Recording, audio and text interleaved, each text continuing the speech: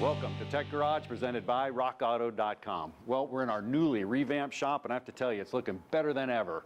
And I'm back with Brian. Now, I'm John Gardner. This is Brian Gregory. He's a DIY car guy extraordinaire. Brian, you're looking better than ever, too. But you know what? What about the shop? It looks fantastic, John. We got parts flowing fast and furiously from RockAuto.com. We've got some new tools from Snap-on. We're ready to tackle any project we want to this year. And speaking of that, you know, we have Project M&M. Could be a Maserati, it may be a Mercury, but I'll give you a hint. It's doable. We'll be able to transfer those skills right out in your own driveway. We also have the video question of the week. This is cool because we have an actual video question with a real problem that everybody encounters every single day. Love that. You know what? All year long, you guys reached out to us on Facebook, YouTube, and Twitter with great questions. So we decided to put you on the air to answer some of those questions for you this year. Well, enough of that. You know, one thing we're not at Tech Garage, and that's fluff. So let's dive right into our Malibu. Brian, we got a code P0010. Man, that's a variable valve timing issue. I mean, map sensors, throttle position sensors, O2 sensors, easy to tackle. This one, not so much. You know, this can be an intimidating repair right out of the gate. You get the check engine light. We've all done that. We've talked about proper diagnostics.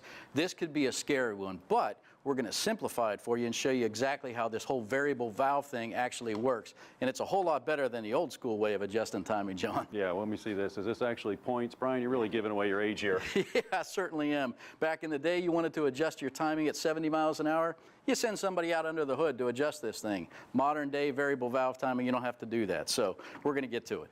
Now, as complex as it sounds, true Tech Garage fashion, we're going to simplify it for you. So I got a demo set up that's going to show you how the variable valve timing works, but you always need to start with a good visual inspection. You'll tackle that. I'll get the demo set up. Awesome. Now, he's got that fancy wireless scan tool, which I love, but for most of us working in the driveway, we've got a scan code reader like this from Rock Auto. I validated the code, so we are in fact going to go into that variable valve solenoid on the intake side, 0010. That's your clue. So, let me get this out of the way. As we do with any project in Tech Garage, the first step is a really good visual inspection. You're looking for anything obvious that's either a contributing factor to the problem or a primary factor to the problem. So we've located the variable valve solenoids. They're right here at the top. There's overhead cams, intake and exhaust side. So the first thing you want to do is get your light and look down in here. Now, John's going to show you how they work. It's awesome how it works, but they're oil actuated. So we're looking for any obvious oil leaks down around the housing here. I don't see any. So the next step is let's pull the connector. It's not brittle, nothing's broken. And we want to get a good look at the terminals down in here and check and make sure the copper's good, nothing's bent over. Same thing down on the top of the solenoid valve itself. Nothing obvious there. So I'm going to button this back up. We don't want any contamination to get down in there. And then you want to follow the wiring path and look again for any obvious damage. There's nothing that looks like it's a problem here, at least to the naked eye. Now, keep in mind, oil actuated, so the next step is to check the oil. We happen to know the history of this vehicle, and the oil's been changed pretty regularly. No tarring, no sludge, no real issues, we don't think, but you've got to have the right viscosity and the right flow and the right oil pressure to make this variable valve solenoid work. John will show you how. So, I'm just going to do a quick check here of the oil. Check it. Yep, we're good. Good clean oil, nothing obvious there. Now, for a lot of people, you might go to get a service manual page online, follow the diagnostic procedure to a T. That's great, and you can do that, but it's complex and it's a little bit tedious. I'm going to do this, and I'm going to use this for validation, but I'm going to show you how to do it in the driveway. You're going to be amazed how much easier this is, but John's going to show you how this whole system really works. Variable valve timing. What is it? How does it actually work? Well, it actually optimizes performance by moving the camshaft, and it affects timing, like Brian said earlier. How does it work? Well, you have a computer on your car, and what it does, it looks at inputs, all these different sensors, camshaft, crankshaft, engine load. These are called enable criteria. When it hits some given points, it actually allows it, through the cam position actuator solenoid, that oil to flow he was talking about earlier. Once it flows through, it's going to move that actual phaser, and I can show it to you right here in action. This is pretty cool because here's an actual graphic and an illustration of it working. So what's happening is it actually starts to go here, and when it goes, you can see the camshaft's actually moving and the timing chain is not. So that allows the valves to open at different times. Here it is on our engine right here. If you look at the front of the engine, what you have is that you have a variable valve timing system. You have a camshaft position sensor that knows where it's located. That's right here. And then Brian was checking out this actual solenoid right here. This is the actual solenoid. Now the solenoid allows that oil to inject into the system. So those two components allow this phaser to move back and forth. Once again, it's watching it, it's looking at these positions where it's at, it's moving back and forth with oil injection through the cover, through the center, and it's moving that camshaft. Now here it is in action. This is really cool because I have one out of a car, and if I take the front of this off, I'm going to show you how it works. And you can actually see the little vanes and the wipers in here, and you can see what it's doing. Now, like I said, to optimize performance and also EGR, exhaust gas recirculation, we can keep some of that in cylinder by affecting the timing and lower those temperatures. But check this out. If I hold the timing and I actually move this to the left or the right, the camshaft's moving. But see, the timing's not. The timing chain stays the same. So if it injects oil on this side, it's going to want to push it in this direction. If it injects oil on the other side, it puts it in that direction. So what is it doing? Once again, optimal performance, optimal timing. But oil's key there.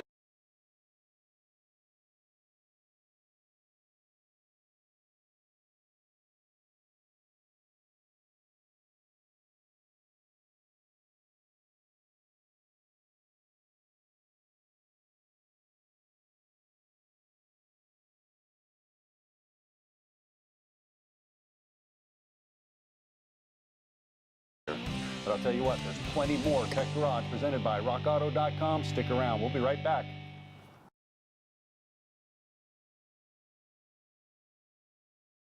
Tech Garage, presented by RockAuto.com, is being brought to you by Woodward Fab, selling quality metalworking equipment since 1966. Evaporust, super safe rust remover. And by RockAuto.com, all the parts your car will ever need. Well, welcome back to Tech Garage, presented by RockAuto.com. Well, I told you this diagnostic service manual flowchart was going to be a complex test, long and tedious of sorts, and it is. That's why we pulled out the big guns, Chief Tech Chase, to help us understand a proper, accurate system test. Chase, what do we got going on here? All right, not only is it complex, you got to have a high-dollar scan tool to do this test, and not everybody has that. And what I did here, Brian, is I went in and hooked up our scan tool, and what I'm trying to do here is I'm trying to communicate with that actuator. And what we're going to do is we're going to stick this meter and use it as an actuator, basically. Okay. If you'll go ahead and hook us up to that pin right there, I'll run a test. Okay. And now what this test is going to do is just tell me if my wiring's good or not, am I communicating. That's all it's going to tell me to do. So to get this part of the test right, we had to hit the A post here. The diagram online told us that. We put a needle down in this A post and we're good, and I'm connected. So let's see what we got. All right, we got some voltage there, and what I'm going to do when I actuate this, that voltage should go away, and that tells me we're communicating. Perfect. All right, we'll go ahead and continue here and run the test. Great. And there you see it. As you can tell, now that tells us the whole system is good. We might want to start looking at the component. Okay, really important to understand. So you can do this fancy test at home for sure, but for us car guys who need a better way and don't have all the fancy tools, John's going to show us exactly how we do this in the driveway and still get the accuracy. Yeah, you don't have to be a ninja with the scan tool like Chief Tech Chase here. All right, thank you. Hey, listen up. This is a component test. Now, you can use a component test on any one of these circuits, which is really cool because we're just testing the component. You can do this right out in the driveway. Injectors, coils, any kind of solenoids, they have an ohmic value. So if I slip this over to ohms of resistance and I give you the lead here and we switch them over, Brian, what you're going to do is you're going to go across that actual component, terminals A and B, down at the component itself. Yep. And what we're trying to see is an ohmic value, and this thing actually says anywhere from 9.5 to 15 on the graphic, so we know what it is. And ours is showing OL. That's infinity. That's out of limits. That's gone. So yeah. That's a good thing, because if it wasn't that, we'd be digging down in that cam solenoid and down to the actual actuator. We don't want to do that. So what we can do here is go ahead and pull that out, and I'll show you the test that we actually ran. It's called ohmic values, or testing actually for resistance. Now, I have one here, and I actually blew it apart for us. This is cool, because this is what Brian's taken out. We took it over to the big old chop saw, and we took it apart. So what's happening inside of any solenoid is the actual voltage is coming in, it's going around here, and it's creating a magnetic field, which is either pulling or pushing that solenoid open and closed, which is actually injecting that oil into that cam phaser, and that's what's making it happen there. So you can see if any one of these are broken, the wires are broken. When we go across that with that ohmic value, it was OL or out of limits. Well, the meter sends out a little signal and it didn't see anything come back. So infinity and beyond, it's gone. So it actually read OL. Now you can have these wires actually shorted to each other. If they're touching each other, it's going to bypass all this resistance. You're going to get this super high number on there, which is bad. It's not falling within that specifications. Now I got a couple different sensors you can look at. We have an actual injector here. Now my injector is a fuel injector. Same thing. It's got a wire windings in there. It's going to have an ohmic value. So if I switch my meter over here to ohms, you can see here on ohms, and I go across the actual solenoid itself, you can see this injector showing 16.3. Well, in the factory service manual, you'll have a spec, or you can look it up and you'll see if it's good or bad right there, but it's not OL, so we know we're in better shape. Now also, you have wheel speed sensors, same thing. There's a wire winding. It's picking up a signal, a magnetically induced signal from a wheel speed sensor. So if I go across this guy here, this wheel speed sensor, man, that thing's got about 300 and something there. That's a good one, 341. I don't know what the spec is, but we would look it up and we can tell if that was good or bad. Coils, once again, the same thing. Coils have big winding of wires in there. Primary side inducing into the secondary side. Has to have an ohmic value or ohms of resistance. Now here's the new solenoid we're going to replace it with. Now you remember that flow chart? It said 9.5 and a little bit higher to that. I think it went all the way up to, let me take a look at it again. 9.5 to 15 ohms of resistance. It has to fall within that window. Well, I got the new solenoid. I'm going to put one on each terminal here. And I have 10.5. Man, that's right down the middle of the road. This solenoid's in good shape. Brian, I got your rockauto.com solenoid ready to go. How you doing? Awesome. I have this old one just about out. Now, here's a really good tip. This is important. You're working on the top of any engine, overhead camshaft. You don't want any chance of something falling down in there. So I like to use a magnet here to get our one 10mm bolt up out. There it is. We're going to put it up here out of harm's way. I'm going to go ahead and work this solenoid up out. It comes right out. There you go, John, I'll hand you that. And again, really important to clean this deck, clean this area right here so nothing falls down into the valve train or on those cam lobes.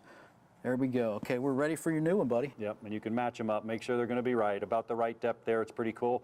And what I really like about this solenoid, check it out, even comes with the bolt. So if you didn't drop it into the engine, it just fell down the engine compartment, and you're still good to go. All right, I'm going to get it torqued. We'll get it reconnected, and I think we're ready for a road test. Yep, and check this out right here. These are the little screens right here. That's what Brian was talking about, the oil flow. This has to be clean. Everything has to go in there. Now it's just a matter of getting that torque down to specifications, reconnecting everything, double check your work, and obviously clear the codes. Take it on a test drive. Let it run that enable criteria we talked about a little bit earlier. Bam, it'll run that test. You'll have variable valve time, and this thing will be running great, top notch.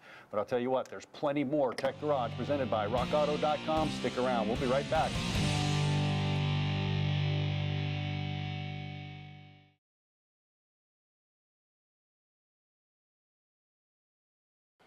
Welcome back to Tech Garage, presented by rockauto.com. Now I'm super excited to introduce a segment called Project M&M. And I know what you're thinking. Where's the cool retro mod? Where's the cool classic car or even a good looking race car? No, not here at Tech Garage. We're going to bring you the stuff that you can use right out in the driveway. And what a better platform to use than Project M&M, which is Mercury Makeover. Tom, great car and also great story. Tell me about it. Yeah, well, when I shop for a used car, I shop the history and the previous owner as much as I do the car almost. And this car has a great history. It was owned by one family. They bought it new, and then the younger generation inherited it, and it sat for a couple of years. They didn't have a need for it. So yeah, I know where it came from.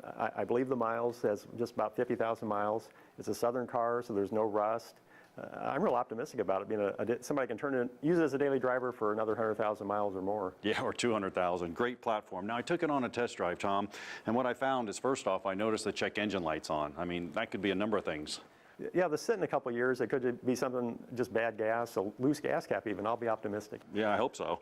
Also, the brakes. You know, when I go to push the brakes, I got this pedal pulsation, lateral run out. There's cool technical terms for it, but, you know, we'll go through the brakes as well. Sure. Yeah, 50,000 miles is 50,000 miles, so it might need new brakes, no matter what. Steering pull, I mean, steering wheel's pulling to the right. That could be an alignment issue, but, I mean, you took a walk around this car a little earlier. What about the tires? It's got one good tire. Most of the other three, there's cracks and splits that look like tread from a distance, but they're not tread. Yeah, exactly. That could attribute to the actual pull. Shocks bouncing like a baby buggy, man. I mean, I know they're supposed to ride nice, but not float all over the road. Shocks have a lifespan as well. Yeah, original equipment shocks, you should replace them at 50,000 miles anyways, which is right where this car's at. Right, and it also was running a little rough. Now that could take some engine diagnostics. We could have some issues with that. The body, what do you think about the body? You took a walk around the car? Yeah, I'm excited. Southern car, there's a little road rash on one side. The previous owner, I guess, hit one of those orange traffic barrels. But white paint's easy to match, and I think we can get it looking like new again. Replace these fogged over headlamp assemblies. It'll be looking nice. Yeah, there's not much to do on the outside. Now, this is really a reliable car, and it's really cool for our viewers, Tom, because I mean, we got a V8, we got a rear-wheel drive, we got a differential, we got struts, we got coilovers, we got all kinds of cool stuff on here that we can work on throughout. And you know, it's going to be cost-effective to even work on this car. These are police packages, taxis. They're pretty durable.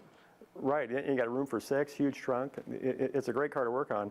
We have a tool on rockauto.com. You can actually compare the cost of replacement parts for 2 vehicles. We kind of know this vehicle, but if you don't know them as well, I can show you how that works so we can see, hey, let's compare this car to other cars we might be considering in the same size or price range. And that's perfect. That's what we need to do. We also need to do an evaluation of the undercarriage as well. We'll do that maybe in a show coming up. But let's go ahead and head over to the bench. You know, we got the computer set up where we can go to rockauto.com and we can actually do that cost analysis from the cars. Let's head over. Great. Well, Tom, we did our evaluation. I mean, we know what we're up against, but you got this repair index calculator. How does this thing work? Well, we have parts for all these different vehicles, and we said, hey, let's create a tool where we can compare basket of parts for this car with a basket of parts for this car and see how the costs compare. How much will it cost to fix this car now and maintain it over the long term? So let me show you how it works. And that's huge. I mean, we're dealing with a Marquis. It's a pretty common car. You know, we saw it with the police line and the other ones too, the taxi cabs, you know, basic car. Yeah, well we have 2 columns, one for each of the 2 cars you're comparing. So we'll pull up the 2006 Mercury Grand Marquis. So that's our first car, and maybe if you like Fords and you're wondering about maybe a 2006 Lincoln. There you go. So we'll pull up 2006 Lincoln, maybe look at the LS. So this one engine came in that, check those off, and now we view part cost comparison. Wow. So what it's done here, on the left we have the Lincoln LS, on the right we have the Mercury Marquis, and there's different the different colors represent different systems on the vehicle, Okay. Heat and air conditioning, exhaust emissions. So we can see the cooling system for the Lincoln costs quite a bit more than it does for the Mercury. And overall, it'll cost may cost a lot more to repair the Lincoln over the long haul than it will the Mercury, 1.7 times as much to repair the Lincoln as it does the Mercury. And you know, that could be because the Lincoln LS, they made less of them. So there's less parts choice, less parts available. It's a luxury car, so systems may be more expensive. But you're often surprised by, like I remember the little low-cost Metro, Geo Metro, has some pretty expensive systems on it. Sure. So this is a good tool to use for whatever 2 cars you're comparing. Yeah, that's perfect. I mean, we can go Ford, Chevrolet, we can go against anything. So if I'm going to go out there and shop, it's a great thing to look at because, you know, we know what we're dealing with. We got a kind of a run-of-the-mill car. We know the cost comparison. We know we're going to do it economically and we're going to do it well. So very cool tool. That's awesome. I'll tell you what, stick around because there's plenty more Tech Garage when we return right after this break.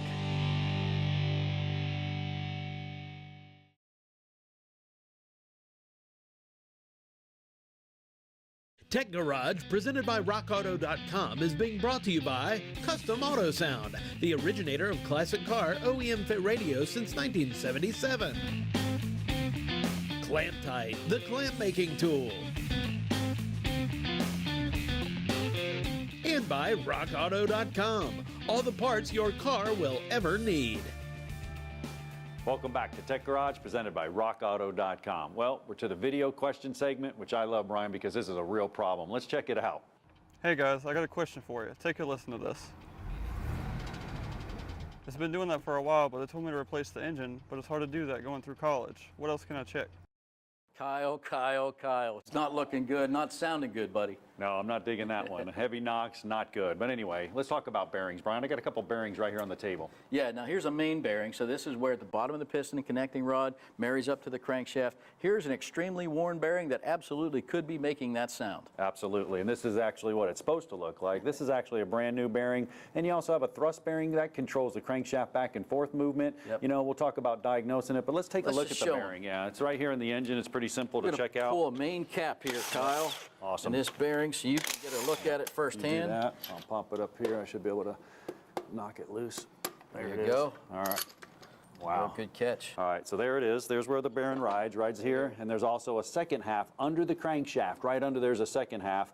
Now, this pin can come loose and they could spin in there, or it could be so worn like ours, Brian. It's got to get oil. It's got to shed heat and get the lubricity that it needs. If that fails, that absolutely could cause the knocking sound that you're hearing. Yep, and you also have a main bearing, one back here, which is a thrust bearing. That's going to control the back and forth movement of the crankshaft, and you know, you push the clutch in or you put it in gear, that changes. That'll load it now, up. there's also rod bearings. This is great because the rod bearings actually come down with the fire. When it comes down with the fire, it's hitting that crankshaft. So if we take the fire away, it's going to lessen that noise, and we got a great video that illustrates that. He's going to go from number 1, you're going to hear a little change, to number 2, there's really a big change. That's going to tell us the difference. Go Kyle, ahead, roll watch that close. video. This is something you can do in your driveway with the right tools.